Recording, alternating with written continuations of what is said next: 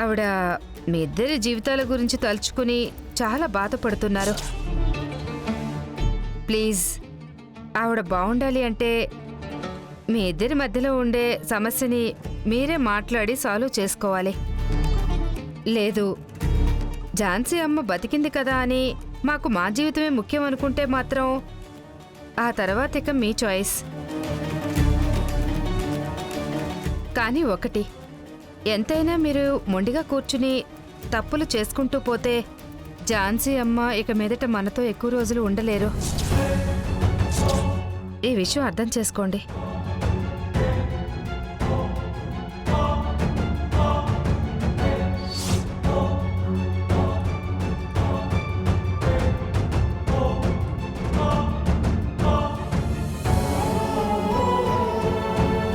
రవి,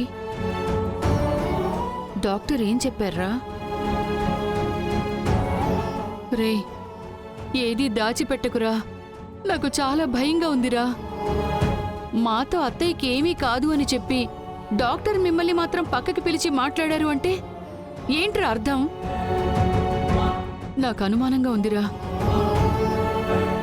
అత్తయ్యకి నయం చేయలేని వ్యాధి ఏమైనా ఉందంటావా?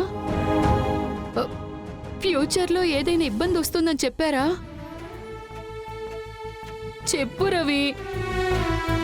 అత్తయ్య లేని ఇల్లు నేను కల్లో కూడా ఊహించుకోలేకపోతున్నాను. అమ్మా, ముందు భయపడ్డం మానేసి అమ్మా. అలాంటిది ఏం జరగదు. జాను బానే ఉంటుందమ్మా. మరెందుకు అత్తయ్యకి ఇలా అయింది? అది జానుకి కొంచెం స్ట్రెస్ ఎక్కువగా ఉంది, అందుకనే ఇప్పటికి ఇబ్బంది ఏమీ లేదు.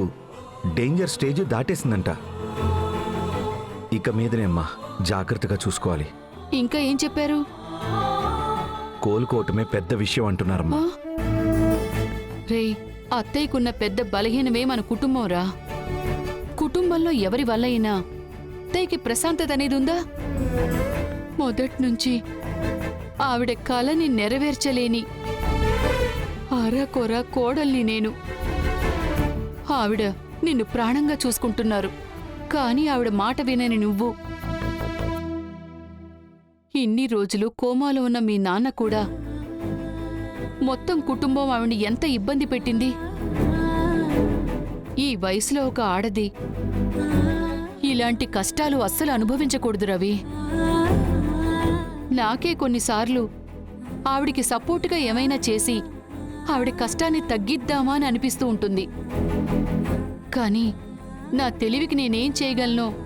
నేనదే కదా చేయగలను రవి. నా తెలివితో నేనొక కంపెనీని నడపలేను రవి. ఇప్పుడు నీ మనసులో ఉన్న పెద్ద బాధేంటో నాకు తెలుసు. అవునరా, ఎవరెంత చెప్పినా ఆ బంగారి మీద అత్తయ్య ప్రాణాలు పెట్టుకున్నారు.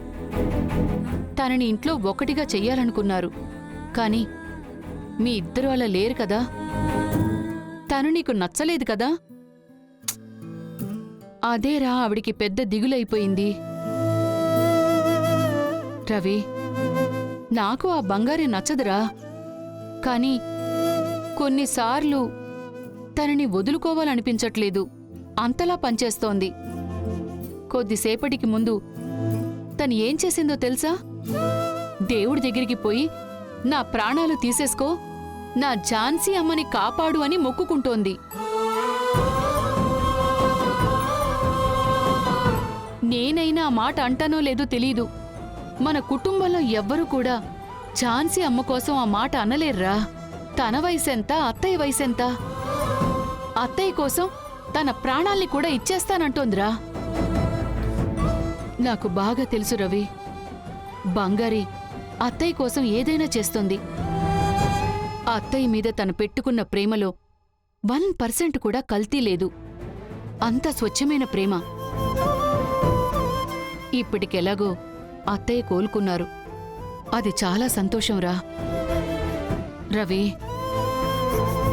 ఇక మీదట అత్తయ్య మనసు బాధపడకుండా నువ్వు చూసుకోవాలిరా.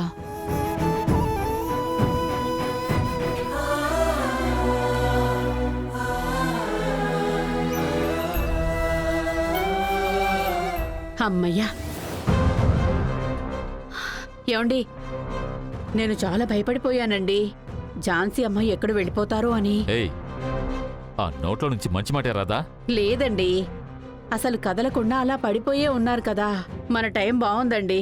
డాక్టర్ వచ్చి ఏం పర్వాలేదని చెప్పారు. అమృత, ఆవిడ కానీ ఇప్పుడున్న పరిస్థితిలో చనిపోయిందే అనుకో, ముందుగా బలయ్యేది మనమే. ఏమండి, ఆస్తి గురించి అంటున్నారా? అవును, నా చెల్లిని ఇప్పుడు నమ్మడానికి వీల్లేదు. తను 2 రకాలుగా ఉంది. అలాంటివాడే రవి కూడా. బామ్మ చచ్చిపోయిందన్న బాధలో తను బంగారీని యాక్సెప్ట్ చేసినా చేస్తాడు. అయ్యయ్యో. అవును, ఆ అమ్మ చివరి వరకు ఆ బంగారి గురించే కదా ఆలోచిస్తూ ఉన్నది. అందుకని ఆ రవి ఫీలింగ్స్ ఆ రకంగా మారే ఛాన్స్ ఉంది. మన టైము అత్తయ్య చావలేదు. అది మామూలు బాడీనా, బాడీ అంతా ఇనప కడ్డి.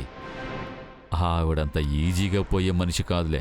నాన్న, ఝాన్సీ అమ్మ ఆస్తి ఏమైనా వాళ్ళ పేరు మీద డాక్యుమెంట్ చేస్తుంటారంటావా? తెలీదమ్మా. మొదటి నుంచి నాకొక డౌట్ ఉండింది. రవి పేరు మీదకో లేదు బంగారి పేరు మీదకో మార్చేస్తుంటారని. నేను ఎంక్వైరీ చేసినంత వరకు లేదు అనే చెప్తున్నారమ్మా. ఏదేమైనా ఇంకోసారి క్లియర్గా ఎంక్వైరీ చేయాలి. వదలకూడదు నాన్న. అలా అని ఝాన్సీ అమ్మ ప్రస్తుతానికి చావకూడదు. ఆవిడ నాకు చేసిన ద్రోహానికి ఆవిడ అంతకు అంతా అనుభవించాలి. ఆవిడ ఒక పెద్ద కోట కట్టు పెట్టారు కదా, అది ముక్కలు ముక్కలుగా కూల్చి రవి నన్ను పెళ్లి చేసుకోవటం ఆవిడ కళ్ళతో చూసి ఆవిడ ఏడ్చి ఏడ్చి ఏడ్చి చావాలి.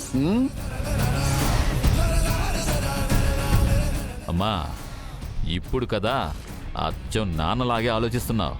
సూపర్ అమ్మా. మాటలతో సరిపెట్టకూడదమ్మా. సాధించడానికి ప్రయత్నం చేస్తూనే ఉండాలి. మీరు వదిలేసినా నేను వదలను నాన్న. ఎందుకంటే బావతో బతకటం నా ఆశ మాత్రమే కాదు, అది నాకు ఈగో. మ్మ్. దాన్ని ఆవిడ తెలియకుండానే టచ్ చేసేసింది నాన్న.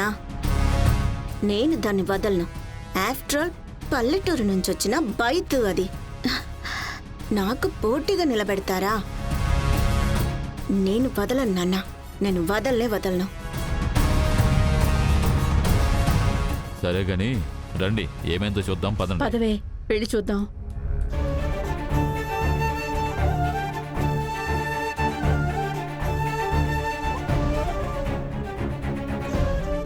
బంగారి, నువ్వు జాను కోసం ఏమైనా చేస్తావా? రవి సార్, నేను నా ప్రాణాలు కూడా ఇస్తాను. నువ్వు ప్రాణాలు ఇస్తానంటే జానునే అడ్డుపడుతుంది. ఎందుకంటే నువ్వంటే తనకు అంత ఇష్టం.